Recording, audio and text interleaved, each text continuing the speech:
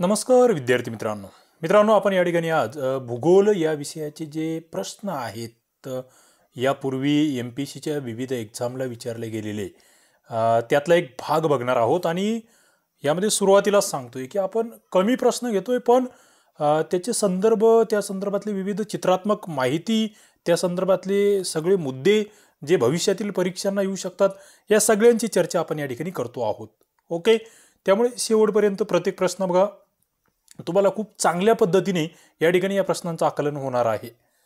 पहिला मुद्दा या ठिकाणी आहे की कोळशांच्या साठ्याकरिता ओळखले जाणारे नदी खोरे कोणते. बघा, कोळशाचे साठे.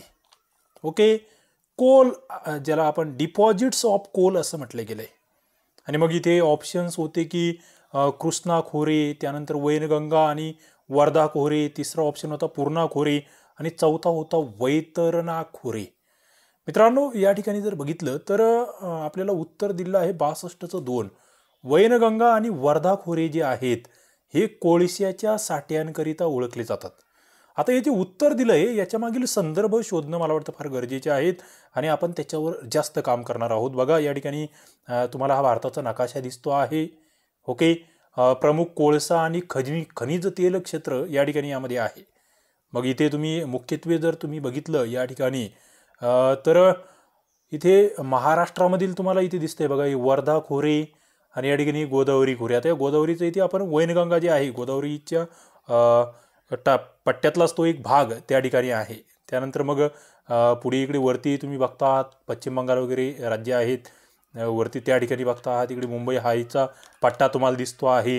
ओके, खनिज तेल क्षेत्राच्या बाबतीमध्ये तेही तुम्हाला या ठिकाणी लक्षात घ्यावं लागेल. आणखी यामध्ये तथ्यात्मक बाबी काय आहेत ज्या आम्हाला माहीत असाव्या. बघा, हा प्रश्न आलेला आहे तुम्हाला महाराष्ट्रातील ऊर्जा संपत्ती संदर्भात आणि यामध्ये मग दगडी कोळशावर हा प्रश्न विचारला गेला. आता महाराष्ट्रासंदर्भात जेव्हा विचारलं जातंय तेव्हा तुम्हाला लक्षात ठेवायचे की पूर्व विदर्भ हा पट्टा मुख्यत्वे या ठिकाणी काबीज केलेला आहे. आणि त्याच्यामध्ये बघा इथे मग वैनगंगा नदीच्या खोऱ्यामध्ये नागपूर जिल्ह्यामध्ये कामठी, उमरेड आणि पाटण सावंगी हे ठिकाणं इथे लक्षात ठेवा.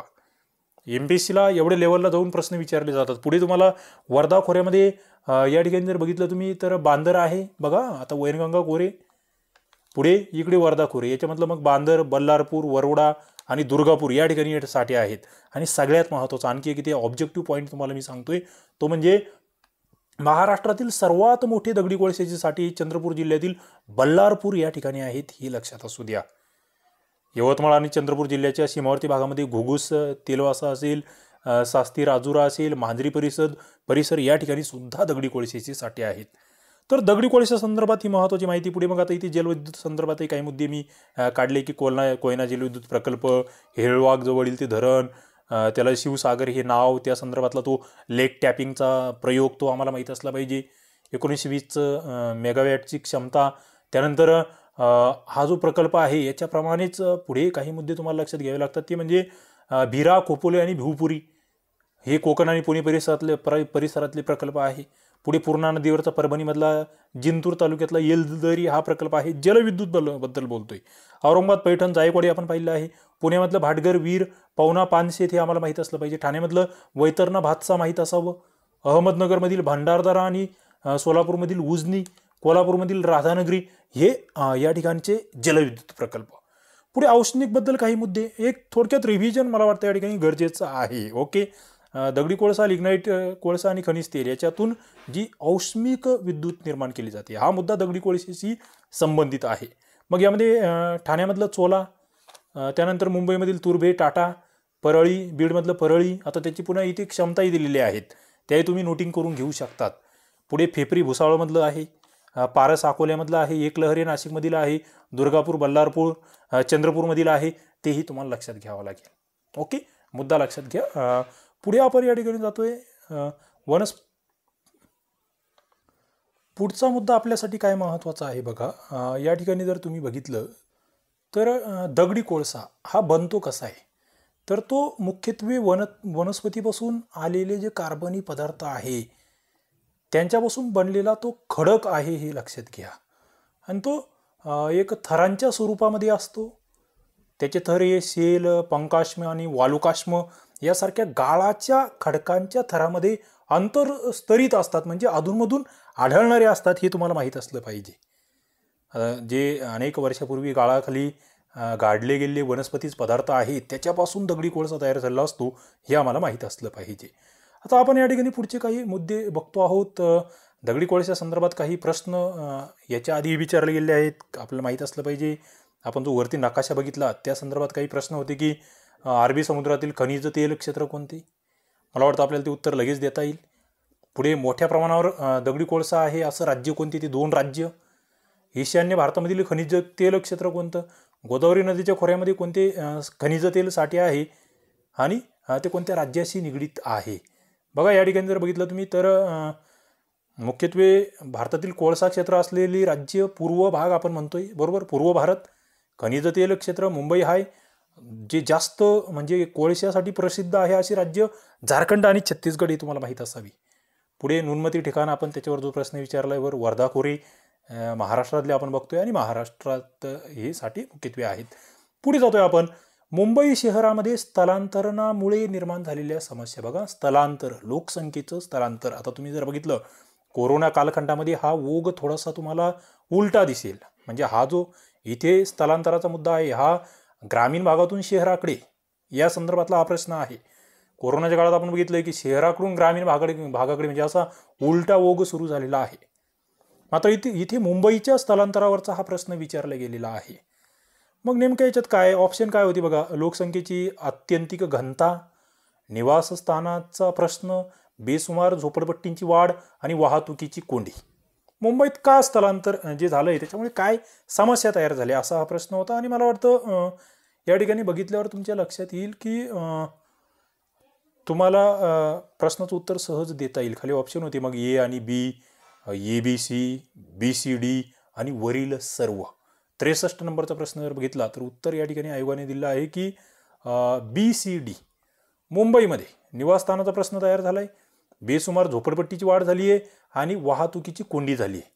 आता इथे यांनी लोकसंख्येची आत्यंतिक घनता जी आहे हे या ठिकाणी उत्तर नाही आहे, कारण तेवढी मोठी घनता जी आपण म्हणतो जसं दिल्लीच्या बाबतीत आपण बघतोय तशी इथे नाही आहे.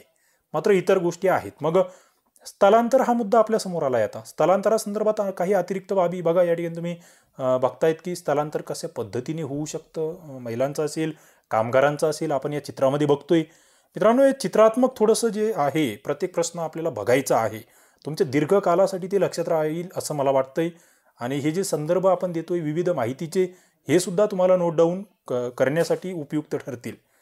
आता हे स्थलांतर जर बघितलं, हे आदिम काळापासून ते आजच्या पार या कोरोना संकटापर्यंत आहे. आता याच्यात कारणं अनेक असू शकतात. कधी आपल्यावर संकट आलंय म्हणून आपण दुसऱ्या बाजूला जातोय कुठेतरी सिटीमध्ये किंवा सिटीतून गावामध्ये, तर कधी पोटाची खळगी भरण्यासाठी असं म्हटलं गेलंय. आणि याच्यामधून 2 गोष्टी घडतात. एक म्हणजे संघर्षही घडू शकतो आणि कधी कधी सहकार्याच्या कहाण्या आपण ऐकतो.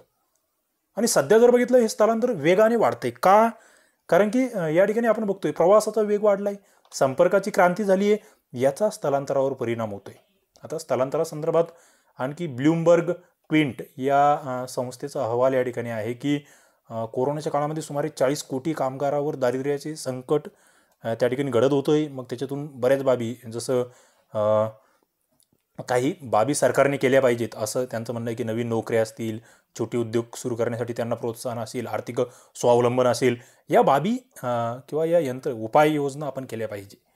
यांचा अहवाल काय म्हणतो की जगभरातील जे स्थलांतराचे पॅटर्न्स आहेत हे आपल्या घरातून किंवा गावातून बाहेर पडून नव्या ध्येयाच्या किंवा संशोधनाच्या आणि संधीच्या आशेतून आणि उपजीविकेच्या साधनांचे अन्य पर्याय शोधण्याच्या महत्वाकांक्षेतून आकाराला येतात. बघा, फार महत्वाचा मुद्दा आहे. स्थलांतर का होतंय त्याच्यामागची विविध कारणं या ठिकाणी देण्याचा प्रयत्न केलेला आहे. ओके. आणि भारत हा विकसनशील देश, मग इथे ध्येय आणि महत्वाकांक्षा ही कारणं नाहीये. आपल्याकडे अगतिकता आहे, ऑप्शन नाहीये काही, म्हणून आपण दुसरीकडे जातोय. अन्य पर्यायांची उणीव, रोजगाराच्या संधी हे कारण आहे आपल्याकडे. आणि आपल्या देशामध्ये निम्न आणि मध्यमवर्गीय जे लोक आहेत ते मुख्यत्वे स्थलांतर करतायत हे माहीत असलं पाहिजे. पुढे संयुक्त राष्ट्राचा सुद्धा जो अहवाल आहे त्याच्यातही धोक्याची घंटा, राजधानी दिल्ली हे शहर जगामधील सर्वाधिक लोकसंख्येमध्ये 2ऱ्या नंबरवर आहे असा हा अहवाल सांगतोय.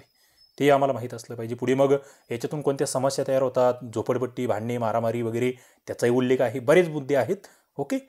पुढचा प्रश्न या ठिकाणी काय होता, भूगोलाचा एक महत्त्वाचा प्रश्न आहे हा की मुंबईत असलेल्या प्रसिद्ध मशिदी आणि त्यांचे क्षेत्र. आता हा प्रश्न तेव्हा चकवा देणारा होता ज्यावेळेस MPSCने विचारला त्यावेळेस, कारण याचे उत्तर माहीत नव्हते. आता जे मुंबईमध्ये राहत आहेत त्यांना हे सोपं होतं, मात्र इतर कोणी अशा पद्धतीचा अभ्यास करत नाही. इथे झकिरिया मस्जिद, सातमाड मस्जिद, जुम्मा मस्जिद आणि जुनी मस्जिद अशा स्वरूपाचे मस्जिदीचे नावं होते. आणि पुढे मग मशीद बंदर, माहीम, मांडवी आणि शेख मेमन स्ट्रीट हे ऑप्शन होते. या ठिकाणी जे आयोगाने उत्तर दिलं आहे ते डायरेक्टली तुम्हाला सांगतोय मी, 3 नंबरचं उत्तर दिलेलं आहे की झकिरिया मशीद जी आहे ती मांडवी या ठिकाणी, त्यानंतर सातमाड मशीद जी आहे ती मशीद बंदर जवळ, जुम्मा मशीद ही मेमन स्ट्रीट आणि जी जुनी मशीद आहे ती माहीम या ठिकाणी. थोडंसं मुंबईचा नकाशा अभ्यासणं मला वाटतं या प्रश्नाच्या उत्तरासाठी गरजेचं आहे आणि आपण तो नकाशा या ठिकाणी काढलेला आहे.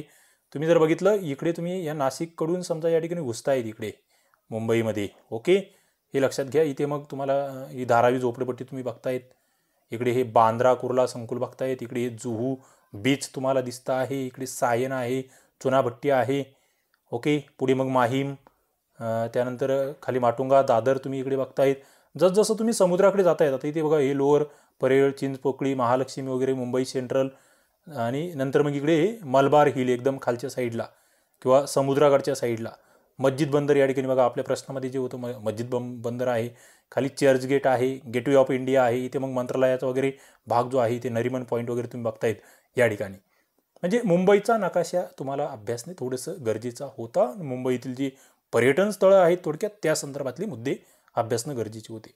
पुढचा प्रश्न आहे थोडासा पर्यावरणीय दृष्टिकोनातून की समुद्र जल पातळीमध्ये वाढ होण्याची महत्त्वाची कारणं कोणती. बघा ऑप्शन होते मग सुनामी लाटा असतील, जागतिक तापमान वृद्धी, त्यानंतर समुद्री जलचर आणि हरितगृह परिणाम.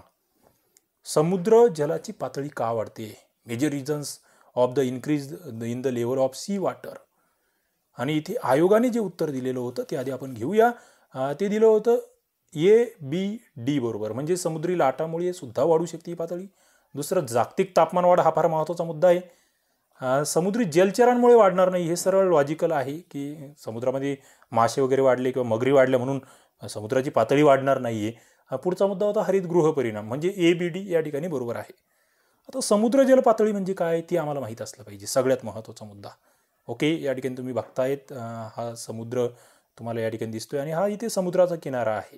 हा जो किनारा आहे इथून वरती जर या ठिकाणी हा भाग वाढत असेल, याचा पाण्याचा भाग जर वाढत गेला तर त्या ठिकाणी ती समुद्राची पातळी वाढते असं समजायचं. ओके, त्यामुळे जी म्हणजे थोडक्यात भूमीचा भाग आहे तो कमी होत जातो. समजा समुद्र किनाऱ्यावर जर काही बिल्डिंग्स वगैरे असतील तर त्या ठिकाणी पाण्याखाली येण्याचा धोका त्या याच्यामुळे असू शकतो, वाढू शकतो समुद्र पातळीच्या वाढीमुळे.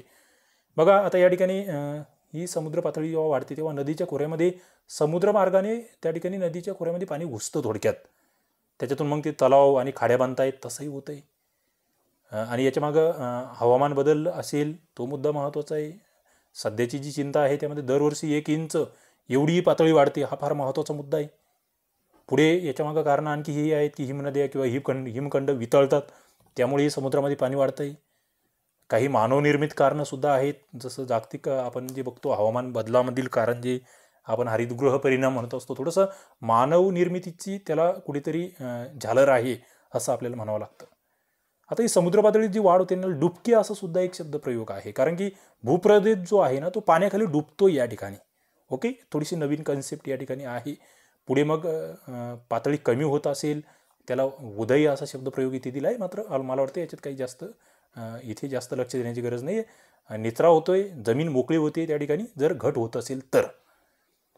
पुढचं 66 नंबरचा प्रश्न बघा काय आहे की पृथ्वीवरील सर्वोच्च बिंदू जो 88-48 मीटर असला तरी खंडाची सरासरी उंची ही केवळ 875 मीटर आहे. म्हणजे आपण बघतो इथे तुम्हाला ते नकाशाही मी पुढे दाखवतो, त्याचे चित्र जे आहेत. आपलं 88-48 म्हणल्यावर तुम्हाला काय आठवलं पाहिजे, माउंट एव्हरेस्ट हा पर्वत आठवला पाहिजे. सागराचा सर्वात खोल बिंदू म्हटलं की तुम्हाला 11,350 मीटर कोणती गर्त आठवायला पाहिजे, लगेच ती मरियाना गर्त तुम्हाला आठवली पाहिजे, ती कुठे आहे तेही आठवलं पाहिजे. ती एवढी मोठी तिची समुद्राची खोली तिची आहे. त्या गर्तीची मात्र सरासरी खोली जी आहे महासागराची ती 3729 मीटर आहे असं म्हटलेलं आहे. आणि 66 नंबरचा प्रश्न त्याचं उत्तर जर बघितलं तर एक दिलं आहे A आणि B बरोबर, का दोन्ही मुद्दे या ठिकाणी बरोबर आहेत. ओके, आता सरासरी तर त्या ठिकाणी कमीच असणार आहे, बरोबर, पण ती किती आहे तो मुद्दा महत्त्वाचा आहे बघा. म्हणजे खंडाची सरासरी उंची 885 मीटर लक्षात ठेवा आणि समुद्राची 3729 मीटर लक्षात ठेवा. या ठिकाणी तुम्ही बघता आहात मरियाना गर्ता तुम्हाला या ठिकाणी दिसते आहे. कोणत्या महासागरात आहे निश्चितपणे तुम्ही सांगू शकतात, मरियाना गर्ता.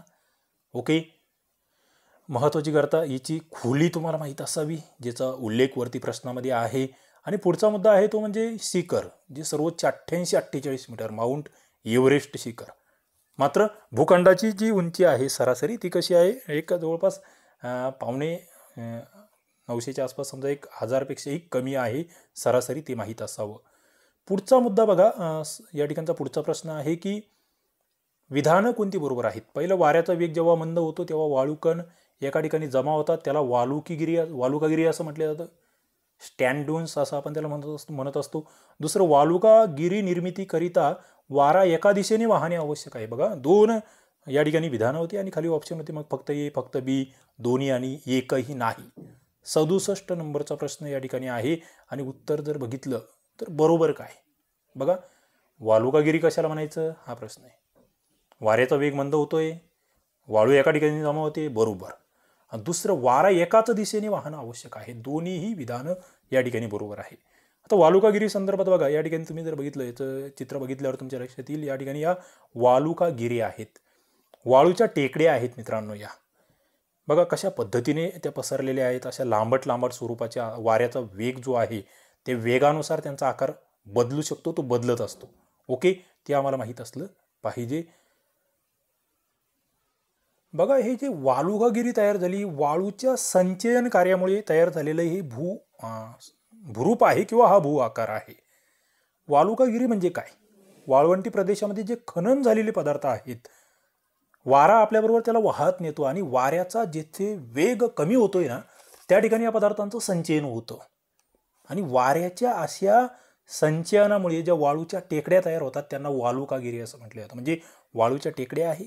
ओके, आणि याच्यात सगळ्यात महत्त्वाचा मुद्दा हा लक्षात घ्या की वाऱ्याकडील जी बाजू आहे ती मंद उताराची आहे. म्हणजे बघा, या ठिकाणी समजा अशी टेकडी तयार झाली, इकडून हा वारा ज्या बाजूने येतोय, समजा इकडे मी म्हटलं बाबा वारा येतोय पूर्वेकडून, मग पूर्व बाजू ही कशी मंद उताराची आहे, विरुद्ध बाजू ही जास्त उंच आहे, ते लक्षात घ्या.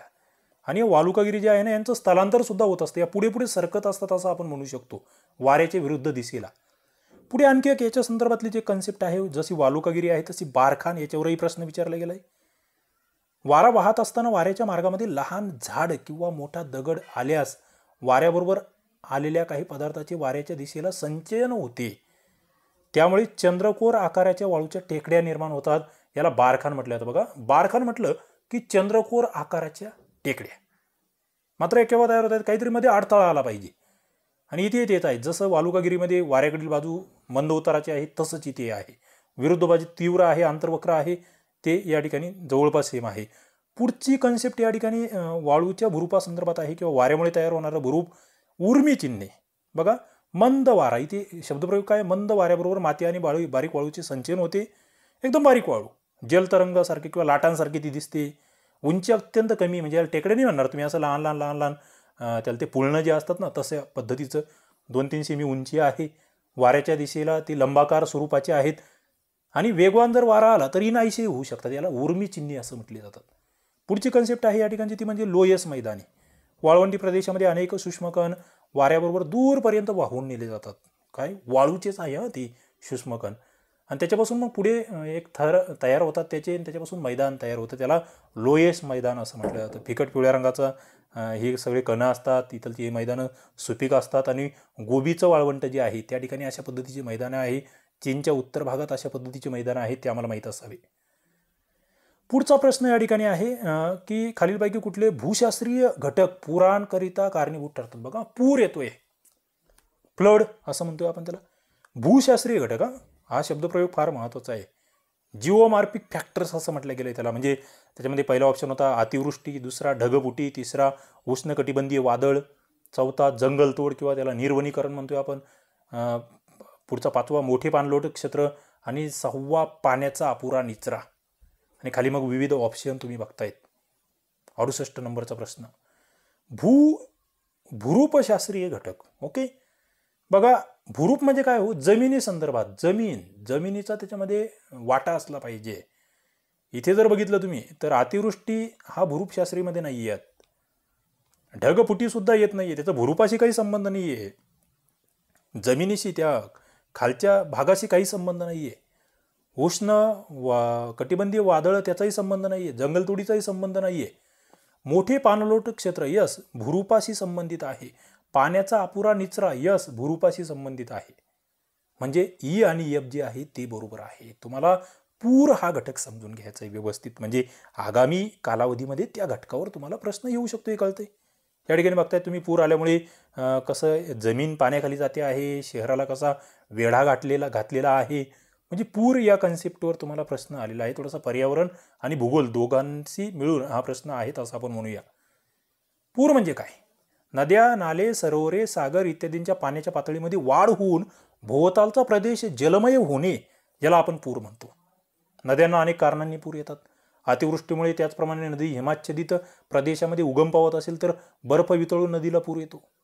नदीच्या मुखाजवळ सागरी भरतीच्या वेळी देखील पाणी चढते. नदीच्या वरच्या भागातील बांध फुटला तर तिचे पाणी अडवले जाते, तेव्हा सुद्धा आपण बघतोय आजूबाजूचा प्रदेश हा जलमय होण्याची शक्यता त्या ठिकाणी असते.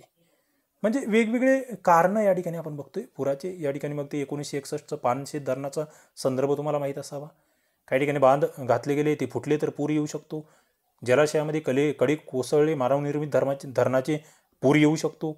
1963चं इटलीमधील व्हायवोंट धरणाचं उदाहरण या ठिकाणी दिलं आहे की कडे कोसळल्यामुळे कशा पद्धतीने पूर आला.